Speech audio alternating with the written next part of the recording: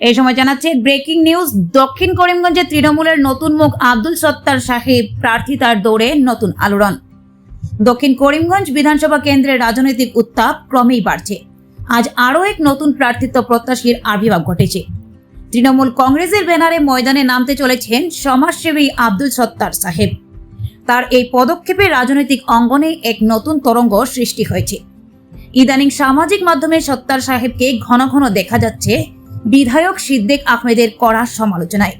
তিনি প্রকাশ্যে সিদ্দিক সাহেবকে 10টি গুরুত্বপূর্ণ প্রশ্ন ছুড়ে দিয়েছেন, যার উত্তর এখনো পর্যন্ত অমিল বলে অভিযোগ করেছেন। তার বক্তব্যে ফুটে উঠেছে সাধারণ মানুষের হতাশা, ক্ষোভ এবং পরিবর্তনের আকাঙ্ক্ষা। সত্তার সাহেব জানান, অনেকদিন ধরে আমি দক্ষিণ করিমগঞ্জের প্রতিটি কোনায় ঘুরেছি, মানুষের দুঃখ কষ্ট শুনেছি, তাদের ভালোবাসা পেয়েছি। জনগণের আশীর্বাদে এবার রাজনৈতিক ময়দানে নামছি।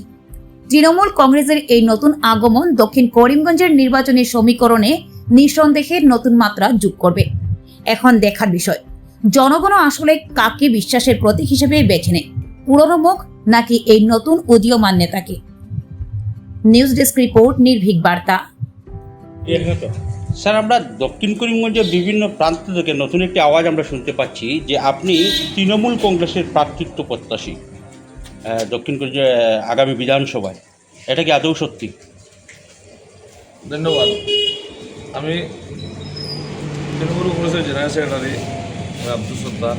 আমাদের দলের সিদ্ধান্ত হয়েছে যে দক্ষিণ করিমগঞ্জে এবার আমরা তৃণমূলের দলের পক্ষ থেকে প্রার্থিত্ব দিব। তাই আমরা এখন পর্যন্ত চূড়ান্ত কোনো সিদ্ধান্ত হয়নি। সম্ভাব্য প্রার্থী হিসাবে দলে আমাকে চাচ্ছে দক্ষিণ করিমগঞ্জের প্রার্থী হওয়ার জন্য। আমি দলের নিকট বলছি যে ঠিক আছে, আমি দক্ষিণ করিমগঞ্জের প্রত্যেক জীবিতে প্রত্যেক মানুষ জনসাধারণের সঙ্গে যোগাযোগ করি। যোগাযোগ করার পরে যদি মানুষের আশ্বাস দেয় যে আমি এই প্রার্থিত্ব হব, তাই আমরা দক্ষিণ করিমগঞ্জের প্রত্যেকটি জীবিতে প্রত্যেকটি গ্রামে প্রত্যেকটি জনসাধারণের সঙ্গে যোগাযোগ করছি।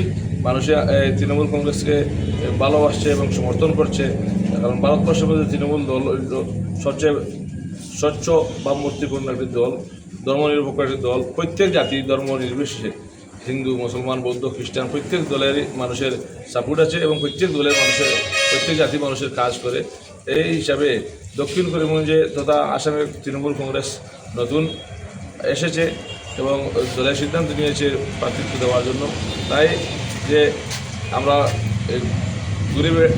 ঘুরে দেখছি যে মানুষের সমর্থন আছে এবং মানুষের ওয়েলকাম জানাচ্ছে এবং মানুষে বলছে যে আমরা দীর্ঘ 60 বছর কংগ্রেসে ভোট দিয়েছি, আমাদের যে মৌলিক অধিকার, আমাদের মূল যে সমস্যা, কোনো সমস্যার সমাধান হয়নি। এবং বিগত 10 বছর আমরা বিজেপিতে ভোট দিয়েছি, বিজেপি দ্বারাও আমাদের কোনো সমস্যার সমাধান হয়নি। বরং আমাদের এই মাইনরিটি মানুষের বিভিন্ন যে ধর্ম বিরুদ্ধে বিভিন্ন আইন এনেছে এবং মসজিদ, মাদ্রাসা, ধর্মকর্ম কিছুই আমাদের রক্ষা হচ্ছে না। মাইনরিটি মানুষের মেরুদণ্ড ভাঙবার চেষ্টা করছে, মাইনরিটি মানুষকে নিঃশেষ করার চেষ্টা করছে বিজেপি। তাই একমাত্র ধর্মনিরপেক্ষ দল হিসেবে জনগণ তৃণমূলকে বেছে নিয়েছে। তাই আমরা আগামী 7 তারিখ বাটুইয়া বাজারে আমরা বিরাট এক জনসভার আহ্বান করা হয়েছে তৃণমূল কংগ্রেসের পক্ষ থেকে। সেই সভায় আসামের ইনচার্জ তথা রাজ্যসভার সাংসদ শ্রীমতী সুস্মিতা দেব মহাশয়া উপস্থিত থাকবেন এবং করিমগঞ্জের প্রাক্তন সাংসদ শ্রী রাধাশ্যাম বিশ্বাস উনিও উপস্থিত থাকবেন। আমাদের করিমগঞ্জ ডিস্ট্রিক্টের প্রেসিডেন্ট অ্যাডভোকেট রশিদ আহমদ চৌধুরী উনিও উপস্থিত থাকবেন। করিমগঞ্জ ডিস্ট্রিক্টের ওয়ার্কিং প্রেসিডেন্ট পরিমল রায় মহাশয় উনিও উপস্থিত থাকবেন এবং অন্যান্য আমাদের কেন্দ্রীয় এবং জেলা স্তরের সংগঠনের নেতৃস্থানীয় ব্যক্তিবর্গ উপস্থিত থাকবেন। আমরা দক্ষিণ করিমগঞ্জের প্রত্যেক জনসাধারণকে অনুরোধ করছি আমাদের সেই বাটুইয়া বাজারে 7 তারিখ শুক্রবার বিকাশ সাইরগোটিকার যে সভা, সেই সভায় উপস্থিত হয়ে আমাদের এই নেতা নেত্রী যারা আসবেন তাদের বক্তব্য শুনবেন এবং বক্তব্য শোনার পরে আরও বিস্তারিত তৃণমূল সম্পর্কে আলোচনা হবে। ওনাদের বক্তব্য শুনে যদি সাউথ করিমগঞ্জের মানুষ তৃণমূলকে সমর্থন করবেন আশা করি। স্যার, সচরাচর আমরা দেখি নির্বাচনের প্রাককালে বিরোধী দলগুলো অ্যালায়েন্স হয়ে থাকে, এইবার কি অ্যালায়েন্সের কোনো সম্ভাবনা নেই?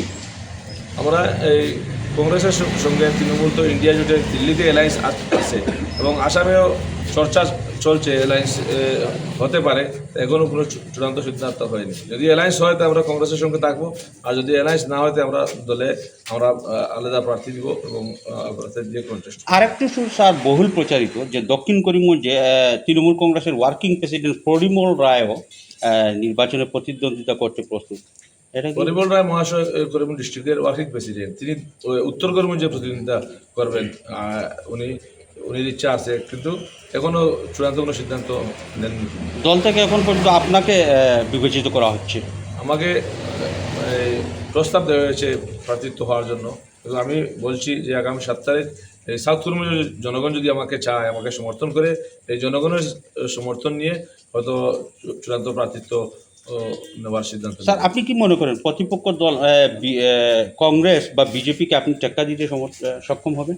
বিজেপি বলতে বিজেপি তো ডাইরেক্ট প্রার্থিত্ব থাকবে না, এজিবির আমরা প্রার্থী সংগঠন AGP হিসাবে এজিবি প্রার্থী দিবে, এজিবির কোনো অস্তিত্ব থাকবে না। বর্তমান যে যে মসজিদ মাদ্রাসা এই যে উচ্ছেদ ভাঙচুর করছে এবং উচ্ছেদের যে আসামের মধ্যে যে উচ্ছেদ অভিযান চালাচ্ছে বিজেপি, এবং বিভিন্ন আইন, ওয়াকফ বিল, কা অ্যাক্ট, এরপরে বিবাহ অ্যাক্ট, গহতা অ্যাক্ট, বিভিন্ন তোমার যে মাইনরিটি মানুষের বিরুদ্ধে যে অ্যাক্টগুলো আনছে, যে আইনগুলো পাস করছে, তাদের কোনো অবস্থায় বিজেপিতে মানুষের সমর্থন করবে না। এবং কংগ্রেস তদ্রূপ, কংগ্রেসও মাইনরিটি মানুষের পক্ষে কোনো কাজ করছে না। যত সমস্যা আছে সব কংগ্রেস সৃষ্টি করেছে, এবং বিজেপিরা ওনারা যে সমস্যা সৃষ্টি করেছিল বিজেপিরা সেইটা ইউটিলাইজ করছে। কংগ্রেস এবং বিজেপি উভয় দলই মাইনরিটির পক্ষে নয়, সরাসরি বিজেপি বিরোধিতা করছে, আর একটু ঘুরে গিয়ে কংগ্রেসে মাইনরিটি মানুষের বিরোধিতা করছে। তা বুঝতে কোনো অসুবিধা হচ্ছে না সাধারণ মানুষের। দক্ষিণ করিমগঞ্জের বর্তমান বিধায়ক আপনার দলাল বলে অভিহিত করছে, আপনি এই মন্তব্যের প্রতিক্রিয়া কি দিব? আমি মাননীয় দক্ষিণগঞ্জ বিধায়ক সিদ্দিক আহমদ মহাশয়কে আমি 10টা প্রশ্ন করেছিলাম, যে এই 10টা প্রশ্ন রালিউল বাজারে 16 তারিখ মিটিং ছিল, আর 16 তারিখ আমি সকালে ওনাকে 10টা প্রশ্ন করেছিলাম। আমি বলেছিলাম এই প্রশ্নগুলোর জবাব এই মিটিংয়ে দেওয়ার জন্য, কিন্তু একটি প্রশ্নের জবাব দেওয়া সম্ভব হয়নি। এই প্রশ্নগুলার থেকে আড়াল হতে গিয়া, প্রশ্নগুলা থেকে উনি বাঁচতে গিয়া এত অশালীন বক্তব্য রেখেছেন 16 তারিখ। দক্ষিণ করিমগঞ্জ তথা পুরা বরাকভ্যালি মানুষ ওনাকে খারাপ পেয়েছেন, এবং ওনার এই যে অশালীন বক্তব্যের কারণে বিভিন্ন সভা সমিতি করে মানুষ ওনাদেরকে ধিক্কার জানাচ্ছেন। বর্তমান আপনার সংযোগ যি ব্যবস্থা দক্ষিণ করিমগঞ্জের মানুহৰ লগত আপনার কেনে আছে? সংযোগ ব্যবস্থা খুব ভালো আছে। আমি আজকে 1996 ইংরেজি থেকে মানুষের সঙ্গে আমি আসি, মানুষের সুখে দুঃখে বিপদ আপদে মানুষের কাছে থাকি, এবং যে কোনো ডেভেলপমেন্টের কাজ আমি করতে দ্বিধাবোধ করি না। 24 ঘন্টা মানুষের কাজে আমি নিয়োজিত আছি। দক্ষিণ করিমগঞ্জের বিধায়ক স্যার মানে আপনার যে 10টি প্রশ্ন আপনি যেটা করেছেন, উনি উত্তর দিতে দায়ী নয়। উনি যে বলছেন এটা সংবিধান বিরোধী। আজকে সাধারণ মানুষের পক্ষ থেকে, দক্ষিণ করিমগঞ্জের জনগণের পক্ষ থেকে আমি 10টি প্রশ্ন করেছিলাম। আমরা ওনাকে ভোট দিয়েছি, ওনার যখন ওনাকে ভোট দিয়েছি, ওনাকে কী ডেভেলপমেন্ট করছেন, উনি কী করছেন তার হিসাব আমরা নেওয়ার অধিকার আছে। বিধায়ক নয়, MLA MP এবং সরকারেরও হিসাব পাবলিকে নেওয়ার অধিকার আছে, এটা বেআইনি নয়। তিনি বলছেন আমি কেন তার প্রশ্নের উত্তর। পাট্টার ব্যবস্থা করার জন্য আপনি একটা প্রশ্ন রেখেছিলেন, উনি তো পাট্টার ব্যবস্থা করে দিয়েছেন অলরেডি। উনি টোটাল মিথ্যা বলছেন। পাট্টা দীর্ঘ 25 বছর থেকে ওনাকে পাট্টা দেওয়ার জন্য মানুষে নিবেদন করেছেন, মিটিং মেমোরান্ডাম দিয়েছেন, ওনার বাড়িতে গিয়ে গাড়ি মানুষকে মেমোরান্ডাম দিয়েছেন, আবেদন জানিয়েছেন, কিন্তু উনি কোনো কর্ণপাত করেননি। না করে মানুষকে বার্তা দিয়ে বিভিন্ন 3-4 বার ইলেকশন খেলেছেন। এর মধ্যে দিয়া উনার নামে বেনামে, উনার স্ত্রীর নামে, ছেলের নামে, মেয়ের নামে হাজার বিঘা জমি, বাড়ি, ফিশারি, রবার বাগান পাট্টা করে নিয়েছেন। কিন্তু সাধারণ গরিব মানুষ যারা আছে 1 বিঘা 2 বিঘা এই মানুষের ওনার পাট্টার ব্যবস্থা করেননি। আমরা দীর্ঘদিন থেকে লড়তে এরপরে আমরা এই পাবলিকে মিটিং করে আমরা সার্কুল অফিসারের নিকট আমরা দরখাস্ত করেছিলাম। সার্কুল অফিসার ইনকোয়ারি করে ডিসির নিকট পাঠিয়েছিলেন অ্যালটমেন্ট প্রপোজাল পাস করার জন্য। ডিসির মধ্যে অ্যালটমেন্ট পাস করেননি। এইরকম আমরা 4 বার সার্কুল থেকে ডিসি অফিসে পাঠিয়েছি, ডিসি বের করেছে। এরপরে আমরা হাইকোর্ট কেস করেছি। হাইকোর্টের কেসের মাধ্যমে আমাদের পক্ষে রায় হয়েছে। রায় হলো কেন আমাদের যে রেভিনিউ অ্যাক্ট আছে, সংবিধান আছে রেভিনিউ ডিপার্টমেন্টের, এই অ্যাক্টে আছে লেখা ভূমিহীন মানুষ হইলে 7 বিঘা জমি 1 বিঘা টিলা অ্যালটমেন্ট পায়, এবং সার্কুল অফিসার এবং ডিসি এই রিপোর্টের মধ্যে লিখেছে এই এলাকার মানুষ এরা ভূমিহীন এবং এরা পাইবার যোগ্য, এবং অনেকে তারা খাজনা টাজনা চালান দিয়ে খাজনাও আছে।